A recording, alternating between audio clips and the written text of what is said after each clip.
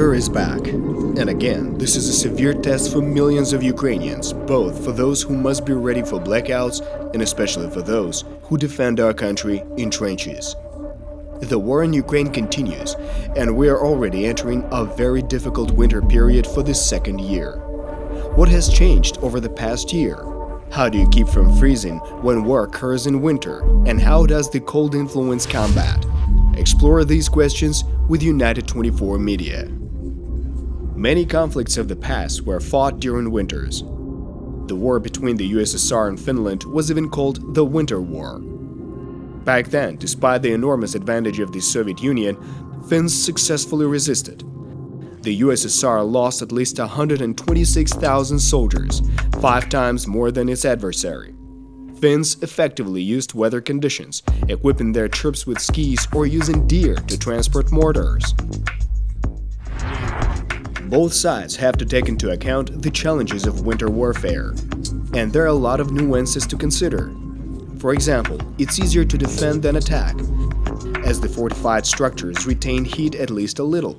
Also, snow effectively amplifies sound, decreasing the chances of an unexpected attack. Oddly enough, hydration might also become a problem. In the cold, human feels less thirsty, despite sometimes losing even more liquid than usual. War demands nearly impossible effort, and winter makes it even harder. There are 3 key elements of winter warfare that should be considered: clothing and camouflage, use of equipment, and fortification. The typical green-brown camouflage used by fighters throughout the year is ineffective with the first snow. In winter, soldiers, equipment, and even airplanes are painted white with dark patterns. Still, moving undetected becomes a real issue. Snow leaves highly visible tracks, making it much easier to follow the movement of vehicles or people. Hiding is not the only priority in winter. Another important task is not to freeze. The average winter temperature in Ukraine is sub-zero. Under such conditions, the quality of soldiers' clothes is critical. Thankfully, apart from Ukraine stocks, the USA, Germany, Lithuania, and other countries have sent tens of thousands of winter uniform sets. Spending days in the cold requires wearing 5 layers of clothes: regular underwear, thermal underwear, a sweater, a uniform, and a jacket. All these items are not a whim, but a necessity. In summer, a wounded soldier can wait a long time before evacuation arrives, while in winter, even an hour spent on the ground often becomes fatal. Last winter once again showed how cynical Russia is. The enemy systematically hit civilian infrastructure. Missile strikes were carried out on power plants and networks responsible for heat and light in peaceful cities. During this year, Ukraine significantly strengthened its anti-aircraft defense capabilities. Ukrainian troops have mastered many effective Western air defense systems provided by our partners. We saw immediate results. Back in May of this year, thanks to the Patriot air defense system, it was possible to shoot down the Kh-47 Kinzhal ballistic missile over Kyiv, a first experience for the armed forces of Ukraine. And since then, Patriot has shot down a total of 15 hypersonic missiles of this type. Gepard anti-aircraft gun, which Ukraine received from partners, effectively demonstrated itself in the destruction of enemy drones. In general, drones are something that will threaten Ukraine in large numbers, so more Gepard-type weapons are needed to destroy them. Imagine breaking through enemies' defense lines and advancing. Now you need to fortify your new positions. When the temperature is below zero, you have to dig through frozen soil to form trenches. Later on, you somehow need to insulate them and warm them up.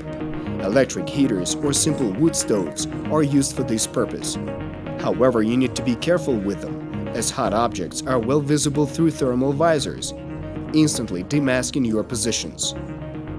Це дуже тяжко, і в бронежилеті, всьому амуніції, автомат за спиною і копати, постійно копатися, це дуже тяжко. А потім йти на ночну зміну і там стояти біля 16-градусний мороз, дивитися в тепловізор, приходити декілька годин відпочити і знову йти копатися, це дуже тяжко.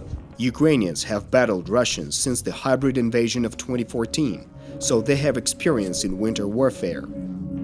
They also exchange experience with NATO soldiers, as the alliance has trained for combat in the cold for a long time.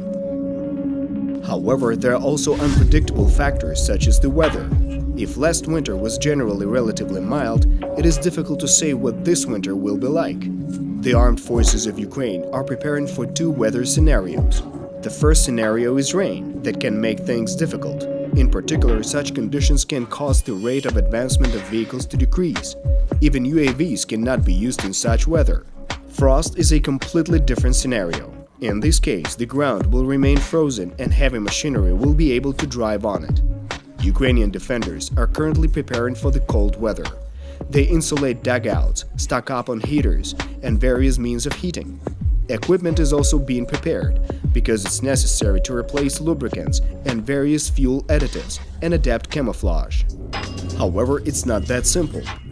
Army manuals of the USA provide a special method of vehicle movement, where the lead vehicle sets the initial track and the following vehicles offset to flatten and widen the trail.